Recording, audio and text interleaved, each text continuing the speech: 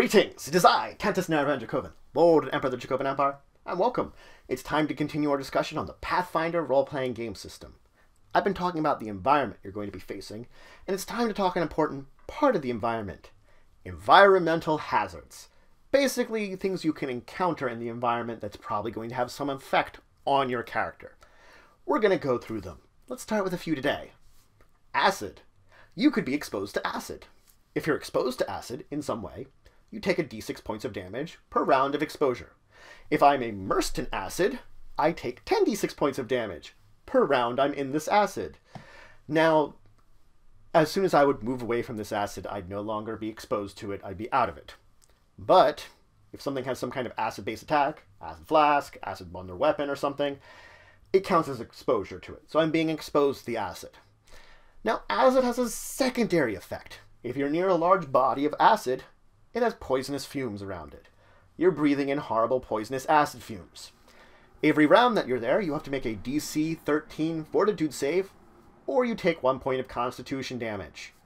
The saves and the possible damage last until you move away from it. It doesn't have an ongoing effect once you leave, and you don't technically stop it because you're continually being exposed to it while you're next to it. Now, if you are immune to acid, and you happen to be immersed in it, well, it doesn't damage you. But, and this is an important but, you can drown in it. You can drown in acid. Now let's move on, though, and talk about the cold. Because the cold does things to your character. The cold will cause you non-lethal damage as you're exposed to it. This non-lethal damage will not heal, if you got it from cold/exposure, until you basically warm up, and then you're able to heal it. You will continue to take this non-lethal damage until it equals your total HP, at which time extra damage dealt to you becomes lethal.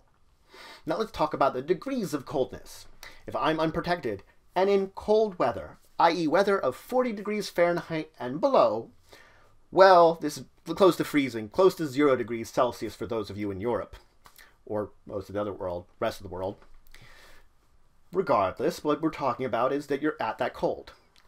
I'm unprotected, I'm out there. Every hour, I have to make a Fortitude save, starting with DC 15. But you add 1 for each previous hour you had to basically roll this.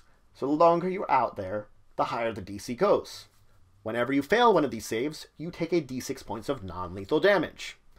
Now, it is also important to note, if you are trained in survival, you can possibly gain a bonus to this check, and you might be able to give it to other people. Now, severe cold is when you are 0 degrees Fahrenheit or below. So now we're at a negative for degrees Celsius. Every 10 minutes, you have to make that fort save. Same as before, +1 for every previous save that you made, so the DC continually increases. It is still a d6 points of non-lethal damage that be taking. If you take non-lethal damage from cold or exposure in this way, you've either gained frostbite or hyperthermia. What this means in game terms is you get the fatigue condition, and you cannot remove the fatigue condition until you heal up from all the non-lethal damage that you took as a result of cold. So, I've got non-lethal damage, I'm fatigued, I need to get rid of the non-lethal damage before I can get rid of the fatigued. It is important to note, if you have cold weather gear at this point in time, you change it from every 10 minutes to every hour that you have to make the save. So just like it is in the normal cold, when you're unprotected, protected in severe cold, every hour. Now if you're at extreme cold, which is -20 degrees Fahrenheit or below, you take 1d6 points of lethal damage every minute, no save. None whatsoever. You just take lethal damage. Every time you take that damage, you do actually have to make a fort save though. So you can't save against the lethal damage, but you can save against this. You save against it with a DC 15 +1 from every previous attempt you had, just the same as before. If you fail, you take 1d4 points of non-lethal damage. So you can possibly take lethal damage and non-lethal damage at the same time. Or just the lethal damage. Isn't much better. Now if you're encountering ice, ice basically, it costs you 2 squares of movement to walk across ice. It also increases the DC of any acrobatics check to move across it by 5. The thing about ice is, the longer you're physically in contact with it and exposed to it, You might have the effects of severe cold on you. It counts as severe cold for prolonged contact with that ice. Let's talk about darkness. Now, if you're a character or creature with dark vision, darkness doesn't matter. But if you have, of course, normal vision or even low light vision, darkness is a problem. Fires and torches can go out. Magical lights can be dispelled. Traps or spells can create powerful supernatural darknesses.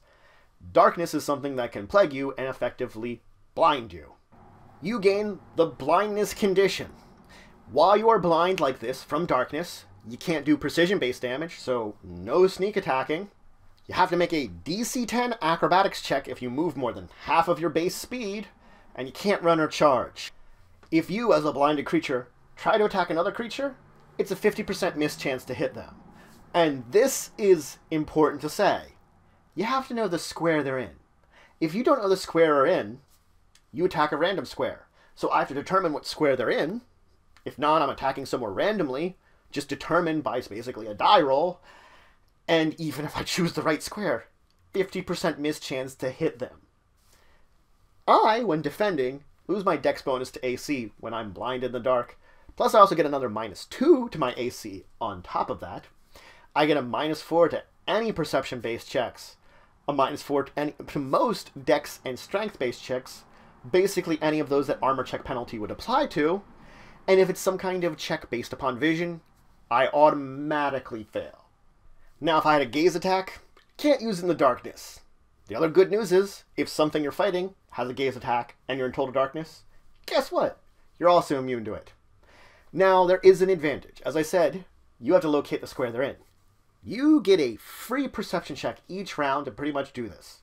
You first make a perception check versus whatever stealth check they're making to locate the fact that they're around you.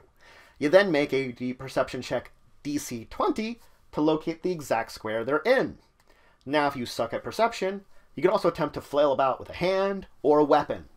If you do this, you basically choose 2 squares adjacent to you, and as a standard action, I flail about in those. And I make a touch attack. Now the 50% miss chance applies.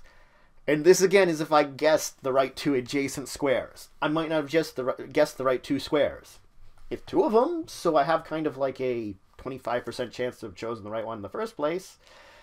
But you might still not choose the right one. But if you manage to actually choose the right 2 squares, that it's in one of those, and I get the 50% miss chance, I touch them, I don't do damage to them, I know what square they're in, but as soon as they move, they're gone. They're gone from that square. Now you do have another advantage. If someone hits you, you know what square they're in. Hey, that guy hit me, he's right next to me. This doesn't always work, though. If it has a reach of more than 5 feet, I can't tell this. If it also has a ranged attack, I can't tell this. So it does have limited effect that getting hit by something you're fighting in the darkness, if it's next to you, it helps. Now, a creature with scent can actually use that pretty effectively in the darkness. If it's adjacent to something, it knows what square it's in. It has to be adjacent to it, of course, but hey, within your 5 feet of it, I smell what square you're in. So that's it for today. I introduced some of the environmental hazards you're going to face. Acid. It burns away your flesh. It's terrible to be immersed in it. It also is poisonous if you breathe in the gas that comes off of it. I talked about cold and ice. I talked about what's going on when you're exposed to cold, and usually unprotected. Protected helps a little bit. Not necessarily all the way, but does help a little bit. Ice is slippery. Basically, slows you down, maybe makes you trip, that sort of thing. I moved into darkness. Because it's a hazard, most people, with just normal vision or low light vision, are going to face at some point in time. Granted, you might have that torch or that lantern, but they can go out. Even your buddy cleric there with magical light, it can get dispelled. So at some point in time, you might face against the darkness and basically see nothing. And I talked about what that means to your character. In the next episode, I'm going to talk about more of these environmental hazards, because I am going to go all over all of these environmental hazards. These are important to know about. It's not like a skill, which is an option. These things are going to come up at some point in time for your characters. Some more than others, such as darkness, but hey, going to come up. But if you have any questions, comments, anything you want to say, anything you think I left out, please leave it in the comments below. Please like, share, and subscribe. It shows your support for the channel, the Empire, the work I do. If you want to show some extra support, you can always check out my Patreon, link in the description below. But regardless, until the next time, I bid you farewell.